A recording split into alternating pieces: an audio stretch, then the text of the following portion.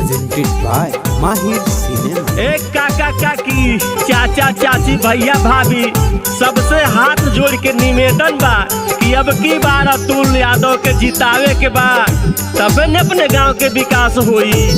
हमार गांव बहुत पीछे हो गइल बा, ये बाती के ध्यान देवे के बा। हाथ जोड़ी गाँव में घूमे ले रमतुल यादव, हाथ जोड़ी गाँव में घूमे ले रमतुल यादव। इनके सरपंच दा बनाई सुनाए चाची भैया के अब की दो जिताई सुनाए चाची।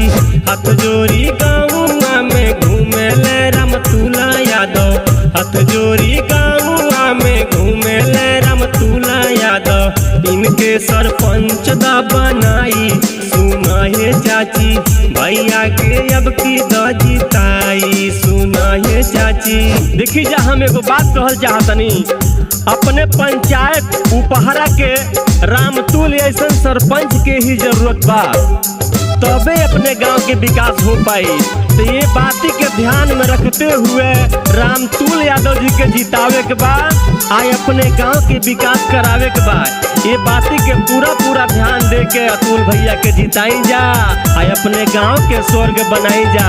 जय हो गली गली चक्रोट बनवाई है हो, वृद्धा पेंशन भी दिलवाई है हो, इंदिरा आवास दे घर बनवाई है हो, राशन कार्ड भी बनाई है हो। नहीं बा मन में खोट, गरीब भाई लोग के करिए सपोर्ट, बिना सोचले समझले करे बा इनके फुल सपोर्ट। गली गली चक्रोट बनवाई है हो, वृद्धा पेंशन भी दिलवाई है हो, इंदिरा आवास दे घर बनवाई है हो, राशन कार्ड भी बनाई है हो। कर ले गुहार दोनों हथवा के जोरी जोरी, कर ले गुहार दोनों हथवा के जोरी जोरी। मौका दे एक बार सुना हो भाभी भैया के अब की दो जिताई सुनाए चाची भैया के अब की दो जिताई सुनाए भाभी। ए काका कहाँ हो, हम दुआरे पर आइल बनी। हर देखो रामतुल यादव जी आइल बड़ा, हाथ जोड़ के विनती बा, अरे आशीर्वाद दीजा आशीर्वाद, एक बार तो विजयी बनाई जा। अब की बार विजयी बनावे के बाद बनावे के बाद जय हो विजय हो। पंचायत उपहराई गाँव बड़ी प्यारा बा, एकरा के स्वर्ग बनाई है हो। जितना घोटाला भइल टूटल चाहे नाला भइल एकर हिसाब करवाई है हो। अपने पंचायत के रामतुल यादव जी शान न हवे, एकदम शान डंका के चोट पे जिताई जा आ सारा काम करी है।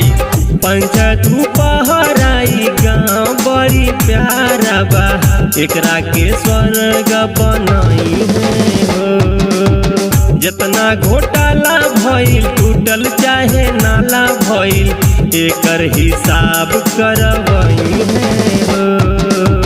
सबके सम्मान मिली खुशी परिवार खिली, सबके सम्मान मिली खुशी परिवार खिली। अब नहीं होई अन्याय सुनाए चाची भैया के अब की दो जिताई सुनाए चाची भैया के अब की दो जिताई। हाथ जोड़ी गाँव में घूमे ले रमतुल यादव, हाथ जोड़ी गाँव में घूमे ले रमतुल यादव। एक बार सरपंच में जिताई सुनाए चाची भैया के हमरे दी जिताई सुनाए चाची।